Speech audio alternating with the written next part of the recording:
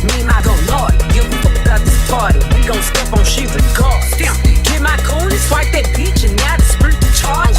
Making moves, being on, I be really much. I got hands for a hoe, I get bands for a show. He want chance after chance after chance. No, I keep saying for the funk, do my dance on them bumps. If it's up, it's going down. Soon as I land on them bumps.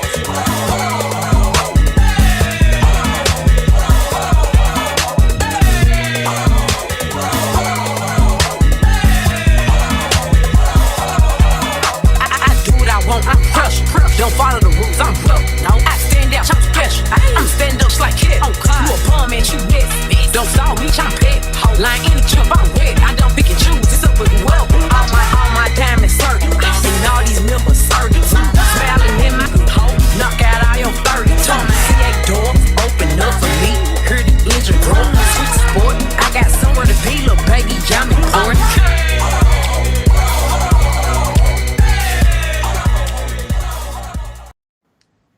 Hey y'all. Come on in the room. Happy Thursday, everyone. Tonight is a 2 live night. We are starting with All's Fair, and immediately following this, we will jump into the finale and reunion of Married at First Sight season 19. But welcome to the All's Fair Live. Come on in the room. Tyra, how are you? And are you ready to discuss All's Fair episode 5? I am awesome, and I am happy to be here. I'm always ready to discuss this show. Yeah, I got some thoughts. This foolishness, as it were, the tomfoolery of it all. Okay, I'll take that as we'll just get right into it. So, you guys, again, this was episode 5, All's Fair, and this has been a journey that we've been going down with Ryan Murphy and his crew. But what I want to know from you, starting out, Tyra, overall thoughts on the episode. I was bored out of my mind. I was so bored. I was like, oh my gosh. I swear it was like watching grass grow, watching paint dry. It was just going on, and I was not invested. And I was so mad because I have been begging for the past few lives to give Carr some depth, give her something outside of what we've been getting. But it is dragging. At least before, when it was all outside and out loud, and it was spectacle, it wasn't taking itself so seriously. But now it's like we drew all the way back and we're trying to take this serious, and I feel like it doesn't have any depth. I was just like, can we just go back with Nisi? Can we go with can we go anywhere but over here with Carr? I wasn't invested in her and her little daughter. I could give a damn. There were moments here, but there were too many moments where I was scrolling on my phone. And it's never a good thing to scroll on your phone. Oh, wow. Completely different experience. I really did not mind this episode. It was not slow to me. I didn't get bored. I was very interested to see just where they were going to go, because we had been asking for a backstory for Carr, because you didn't just pop out like this. And I really think that this did broaden her character a little bit. Now, again, it's still what it is. Like, this is not Emmy worthy material, in my opinion, but I was not mad at getting more information and insight into Carr, who she is, and this new up and coming alliance that she's got in the works. I'm very interested to see how that's all going to play out. But let's get into the events of the episode. And so this is me trying. Carr needs help. That was literally the synopsis of the episode. She needs help, and she does. Carrington Lane needs help in more than one way. In this episode, we find out that she's a single mother that works 2 jobs. She was a part of a Lavender marriage that ended.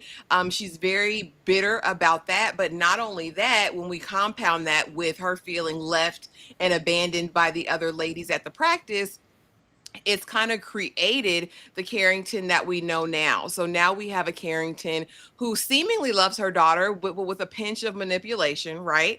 And then we still see her actually for the first time with her career kind of falter. and let her personal life overcome her work boundaries. So overall, I want to know from you, Tyra, has your opinion on who Carrington is changed?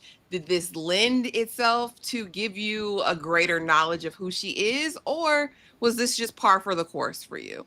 I mean, how much more do we really know about her? Even with this whole episode, it's like, oh, she's human. She's vulnerable too. Well, duh. I just needed something more. I don't know, something's missing. I'm low key missing the show not taking itself serious and it being a whole satire. I thought we were going to meet somewhere in the middle of the road, but now it's like drawing all the way back and it wants to be a serious drama type of show. And the acting was fine. The subject matter was fine. It just, like everything with this show, it feels vague. I don't feel any closer to her. I'm not looking forward to where she's going. I it's just, like, baby, who would want to be around you? I don't think they left like a vulnerable space for us to identify with her. If there was, I missed it. As I said, I was scrolling on my phone. um I understood, the relationship with the daughter, and we got, unfortunately, what would be the stereotypical signs of, well, hey, these are the reasons why I'm not okay, and I'm seeing some of that peek out through my daughter, and I want to change things. I want to be different. This wasn't enough, and the lovely Lorraine Toussaint, I think that's her name. Love her down, but it's not enough. Yeah, well, she's coming to save the day, but she's got her own motive. So let's get into all of that. So, but I'm a mother. And Lavender marriages. Again, I don't know if they were officially married, but you could tell they were in some sort of relationship together. He's the father of her child, and seemingly she was in love with him. When we hear the whole thing about her charging his man and filing charges for the hike because he didn't have the baby's inhaler and all of that, we can see there was some bitterness. And really, why did he have to move on? But as the episode opens, we meet Carr and her daughter Amabel, who has her birthday and whose nanny is her best friend. So literally, it seems as though Carr has replicated herself and her daughter. It's just a little version of her, but maybe sweeter because she's not as jaded yet. But even, bring cupcakes. Why? So I can bribe them to be my friend, mom, so that you can do whatever you need to do to have, somebody come to this party. And you can kind of see in this moment, Carr, in my mind, how I perceived it. I don't want my daughter to be like me. I do want her to have friends. I do want her to have range in people and connections. And I don't want her to be bitter like me. But what did you think about the revelation that Carr was a single mother? And what you think of the dynamic with her daughter? I didn't think this fit with her character. She was the last person I expected to be a mother, but maybe that's a good thing because it seems like she doesn't sympathize or care about any other women. Like, this isn't someone who's carried a child, let alone cares enough for one to spend her time there when she's so work focused. Um, I mean, it was, yeah, it was nice. This whole, mirror moment, and clearly the daughter, she's saying these things, and then we go out here and we're masking it just like she's doing now, because I do actually care and I'm out here alone and I don't really have any friends, but I'm gonna make sure it's all right and like I'm strong. And her just maybe considering, what, I need to course correct. I would have been way more invested just to see an OG Carr from younger days, the firm, up until now. I didn't need baby Carr. I I don't know. I didn't think it complimented her character. A couple things here didn't compliment her to me, but I think going on her journey, that would have did more for me than this. The whole lavender marriage thing. This she just gives that being a mother wouldn't ever be a priority for her. So I would love to know how she came to that decision. It's just like we're kind of checking boxes, like, oh, because the show is so anti-man in a way, and we're going to decenter. So we have the situation with Niecy and the triplets and the thing with Kim Kardashian. Now we have this. It's an unconventional way, and it's a lavender marriage, but I got my baby, and just showing that it was a hectic relationship because she was going to extremes and getting restraining orders and removing. And it's like you've pushed everybody away, and now you're realizing you've done something wrong, and not even realizing it for yourself. I'm not doing it for myself. I'm really going to do it for my daughter because she deserves more, because I'm probably just as miserable, even if I'm not, presenting that. It was nice not to get all of those little witty comebacks this episode and try, but I really was hoping, like, when we have the episodes, I was like, we are really doing a disservice to the show to do those name droppy moments and have a case. These women don't need a case. They don't necessarily need the case. I hate that I'm not as concerned or caring with the cases, and I'd rather get back to them and what's going on. I would have really preferred to go through the motions with a young Carr, see exactly what was happening at the firm, see what was happening at the firm after they left and she went on her own journey, and simultaneously like connect that in us going back and forth with Nisi's case. This here, I just did not care. Yeah. Again, like I said, and maybe they'll do that at some point. Maybe they'll go back down through there. But I think it speaks to kind of who she is right now and her singular focus. I do think it'll be interesting to see how she is going to manage trying to be this loving mother while still carrying all this animus towards this group of women. I will say I thought that she kind of subverted the expectations with her desire for a man. Even when we see her in that moment with Chase later, when we see her, going back with the baby daddy to have a moment, it was like, okay, so Carr like a little bit of male, But energy. why? They make it their business to completely decenter the man here, and they really have no value. And then we have these cases where we're meeting the nasty of the nastiest husbands, and then we give these women all of this power, even from Nisi to Carr to Kim's character, and it's like it's all a mask. I'm really longing and desiring a man, but you stand so firmly in not wanting those things. I thought the man, I'm sure, gets a man bun. I thought that was weak sauce. I did not like that. Even if it is, I want a man and I do desire that, it would never be you. I would never even consider you because I'm a professional. And I'm not like, I don't even think he would be like in her class. Like, ew. Really? I Well, we thought, don't know Carr to be that way. We know the other women to be that way, but we don't know Carr to be a man hater. She's defending all the men I mean, because but that's it's who's even going against the firm. but even with who she would find desirable or like business and pleasure, I think that would be a fine line to her because she really cares about the bottom line and she wants to win.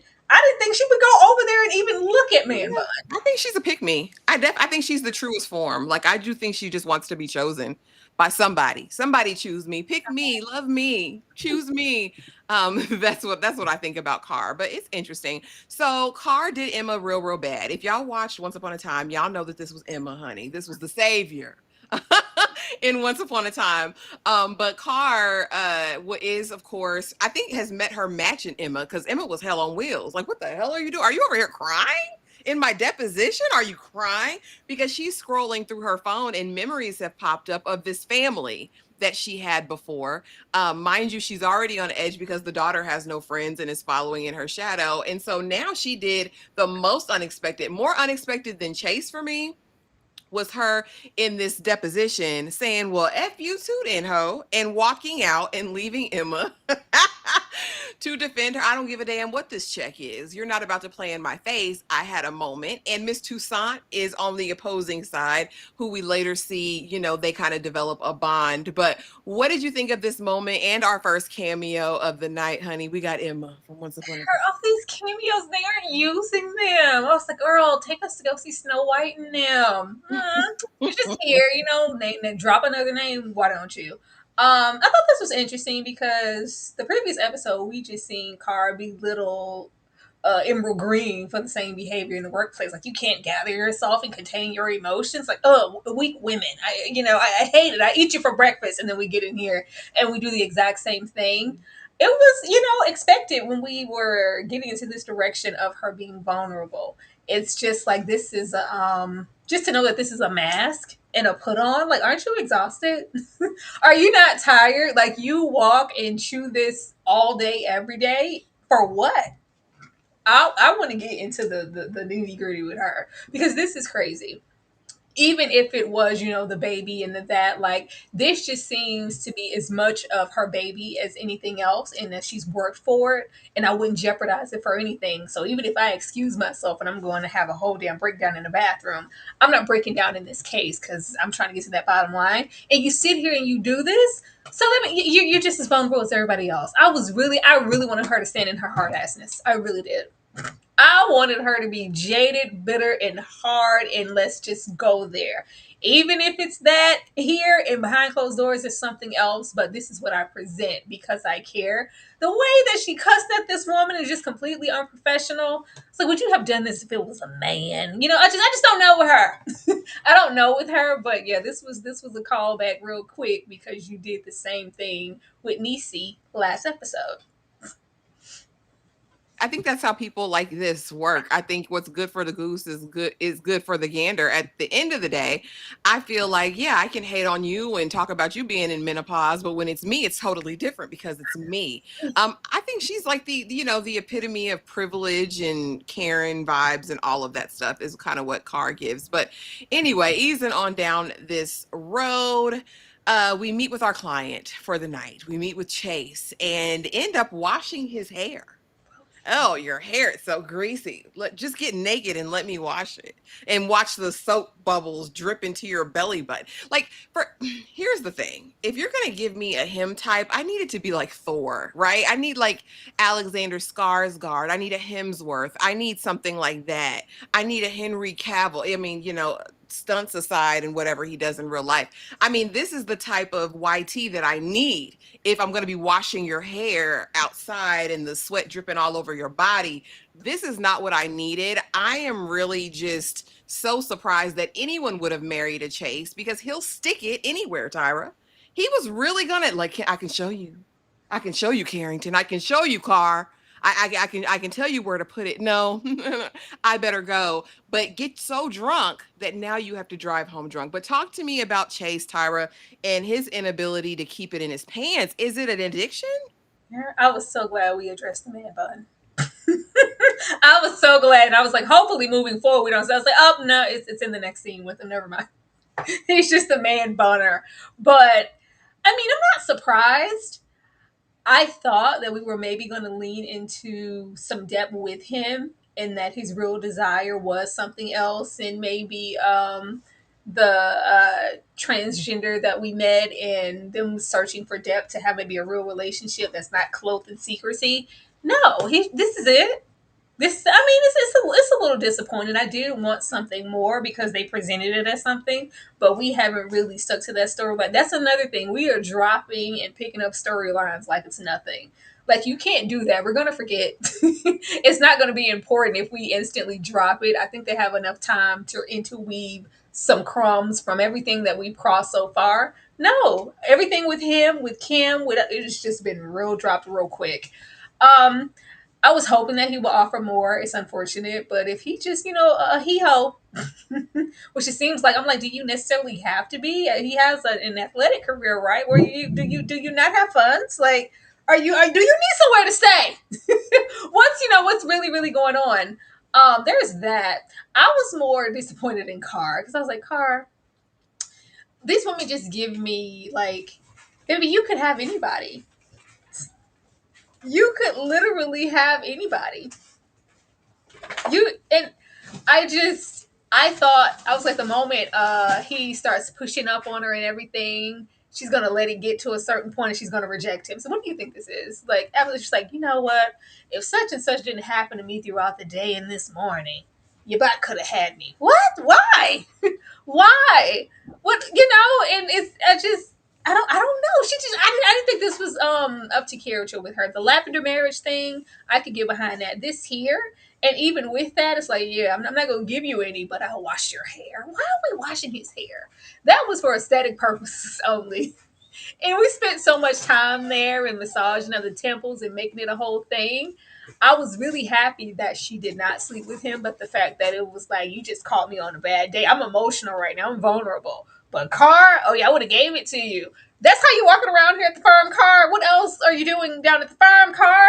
It would not surprise me if she's extremely promiscuous. It would never surprise me. I'm I'm disappointed in that. Like, I don't No. know. The women are just iffy, you know. I will say this. I do feel like it feels like there was a different set of writers in the first three episodes. There was a different writers room in the fourth episode, and it feels like there's different writers over here. So I will give you that. But you know, I was somewhat entertained this episode. But now she's drunk as a skunk, and we've got to run in with the law. And this was just the stupidest thing ever because her field sobriety test, girl, if you don't set your ass down somewhere. And I think I forgot to put the slide in it, but I'll throw it in right here because in the midst of all this, we see June's husband, Luke, aka the black man that's going to be married to Liberty. You know, Liberty then said that she is not doing the prenuptial agreement because, listen, I trust him. If I have to do a prenuptial agreement, I don't need to be married because this is going to be the man I'm with the rest of my life. I don't need to worry about my assets. He smooth pulled it out and said, baby, listen, you know, I just don't want you hung up with any debt if any of my business just go, you know, belly up. At this moment, I knew that Luke was a punk of a man worse than he was over in Handmaid's Tale. Tyra, talk to me about this drunk as a skunk situation, but then also talk to me about Liberty, and I'm gonna call him Luke because I don't know his name in the show. This drunk as a skunk was funny because if he would have let her put him on the glass, she would have. She's like, "Hey, officer, like, ma'am, don't nobody want you, Carr. Don't nobody want you, Carr. Like, blow. Oh yes, I always blow. Like, Carr, please. People can see you. That was a hot mess. But like, ma'am, I don't know. I just took her as having more decorum than she actually does. Child Liberty. Do we not work at the same place? What's up with the women? What is up? Like, we already have Kim. You over there taking care of that STD written himbo over there that sleep with everything that moves, throwing it at Carr even. And then you have Liberty here. Regardless of, you know, this enchanted love and him being all great, wouldn't you want to protect your assets? She said, I'll let this black man have everything. That's how good he do me. No, 'Cause what? that's tainting it. That means it isn't real, and we're just pending for doomed divorce. No, it's not. I'm just waiting for the moment that these women feel like real lawyers. Nobody feels like a lawyer. Nobody feels like a lawyer. Nobody really dresses like a lawyer. It's just, especially him. But like, as a lawyer and as a woman with wealth, you don't want to protect that. We're just gonna know because that means it's not real. I'm not gonna do that. And then looked like she felt a little salty that he presented her with one. It's like, oh, that means you don't believe in what we have. I can't. How dare you? What? No. You should have been the one presenting something, fool. You were the one with everything to lose. I don't know. I don't know what's wrong with none of them. All of them need to just go somewhere. Now, Erica Dixon says, listen, all of these women want love, Tyra. All of them, each and every one of them. Yeah. Just want to be loved. Just And they can want that, but let's not act like we don't know how to attain it or get it from other places. All of y'all want love from that himbo. Everybody. I mean, they didn't put all their life into their work. Maybe they haven't made time for that. But anyway, she's in the pinta. You know, who's gonna come get me? Who's gonna come save me? A friend in need, Tyra, is a friend indeed because Toussaint been watching and waiting for her opportunity to get in where she can fit in. Listen, I've been waiting to see how I could step in and be a friend to you because quiet as it's kept, I got a vendetta with Allura too. She keeps poaching my clients. And I'm not trying to do that. So I'm trying to see if you want to get together and we can be together and we can do something. Okay. We can start our own firm and we can go after Allura and then we can take them down because two heads are better than one. And that Carr, you know, seemingly is with it. Tyra, where is this going to lead? What did you think of this proposal? And is Miss Toussaint on the up and up? I would think Carr would have been a little bit more guarded because it's like, what do you want? Like, why are you being so nice to me? Like, this in crowd type of thing. It's. I mean, I guess it's interesting because we don't know anything about her. But don't bring Lorraine over here to be a waste because she be acting down and the wig was laid. She looked good. But I mean, do we need any help? It's like now she has an elder on her team who maybe knows more of what she's doing and she's been in the game just as long as maybe a Glenn. So now it's like, oh, now I have like, are y'all going to gather anymore? Is there going to be It Is is there the a dream number team. quota? Does everybody now y'all need an investigator? Is that what it's gonna, be like? Um, I don't know. I wouldn't trust her to align herself with Carr in such a needy way. Like she's a little push, like, oh yeah, do you need me? Like, what do you want? What are you getting out of it? And who do you have an issue with on the other side? To where you want to, we can do this. Why? But I mean, it's interesting. It's just difficult because I feel like we already have so many characters that we're not really doing anything with. So don't bring her here just to be another waste. Well, word on the street is, and word in this chat that I saw earlier, it's already been renewed for a season two. It hit the highest number on streaming for Surprise. Hulu in history. I guess. Easing on over here. Brooke needs her own life. Brooke Shields makes an appearance, people. Okay. The doll is here. And basically, her husband that she met when she was young now has Alzheimer's, and she is in a litigious battle between herself and her daughter. Her daughter is like, no, you need to stay with my daddy. Anything could happen. You don't know if he knows you. Does he know you? When you walk in the room, daughter, mama got to have a life too. Mama got to live. I'm not trying to be cooped up in the house. And if we're still married, I can't be about my business. Now, in this moment, we do see Dina, Glenn Close's character, step kind of out of bounds and talk about, well, I'm a good woman and I stuck by man, whatever. It's till death do us part in sickness and in health. And she needs to stand by her man. And, hey, this is a client. This is our client. And what they need to do, I don't give a damn. And then later, of course, we'll find out what's going on in her home. But what did you think about these 2 minutes with Brooke? Exactly. These 2 minutes with Brooke. This is Brooke Shields. Y'all have some really great people here. They want it both ways on this show. Like, if they really wanted to be like a criminal drama, like Lawyer for Real or dramedy or whatever, and y'all wanted to have a new case every episode, let's really lean into the case. I was like, oh, we could let Brooke cook. Maybe she nefarious and that man really does know who she is and she trying to get up. No, Like, I that's don't not want that. every single woman coming in here to just be on the up and up. I was like, come on, I was like, nah, it's just, no, she's clean. She's clean. She's good. Let her through. Like, I want some depth with these cases, but they don't want that. They're using these cases to maybe shed light on what's going on in their personal lives, which is okay. But when you have these stars here, these OGs here, we want to let them simmer and let them cook for an entire episode. You are bringing these people out to be in a 3-minute scene. Ugh. Basically. I And don't. What? Go ahead. I was gonna say, and y'all keep me honest. I think I may have missed this slide too, but Milan talks to him this episode, doesn't she? And tells him that she's pregnant, and he says he'll provide and do whatever. Did you have any comments on that? Because I really didn't care. I honestly was just like, okay, like my child.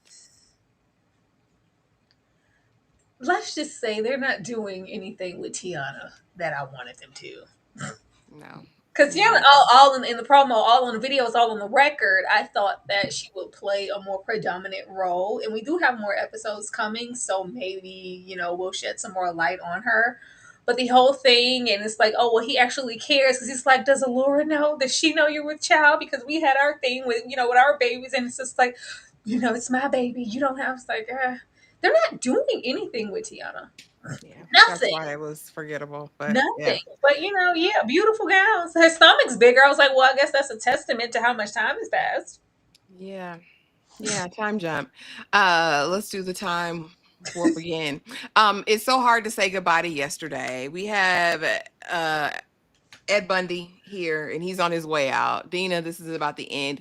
And we actually, for the first time, really, throughout the whole, first 5 episodes, see Dina, in her humanity, right? Like, this is too much for me to bear. And she has a meltdown in the kitchen where she's throwing everything away. It seemed like goodbye to Al Bundy. Is he gone? Ed O'Neill, Al Bundy. Sorry, I missed those two earlier. But yeah, is he out of here? Was that his last breath? They didn't show us, so I'm gonna assume that if he's not out of here now, he's gonna be out of here soon. This is, one of the better moments in the episode because this is the moment that makes the case even matter. We didn't care about what was going on with Brooke, but you have Dina over here, like, not you trying to, put your husband away. What I wouldn't give to spend more time with my husband is through, death do us part, thick and thin. And now we come in here and we get this, and she has her fatal attraction moment. It was very fatal attraction in the kitchen. I thought she was like, I'm Girl. not going to be ignored, Dan. I thought she was going to say that. Lord, Lynn, you looking real fatal attraction around the edges in them kitchens, girl. But this is really really emotional for her, and it's one of the more things to really look forward to on how she's going to deal with her husband, no longer being in the world of the living.